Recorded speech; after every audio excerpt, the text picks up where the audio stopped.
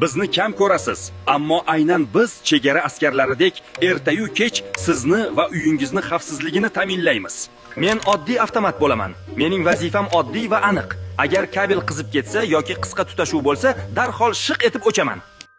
Mening asosiy vazifam uyingizni yong'indan asrash. Mening ismim Uzo. Juda sezgirman. Agar biror joyda sim ochilib qolsa va siz unga tegib ketsangiz, men buni darhol sezaman va tokni uzaman. Meni vazifam simlarni emas, aynan sizni va farzandlaringizni tok urushidan saqlash. Menga qaranglar, men div avtomatman, ya'ni har ishga qodir askar. Chapdagi ikkita og'aynim qiladigan ishni bir o'zim bajaraman. Ham simni yong'indan saqlayman, ham sizni tok urushidan.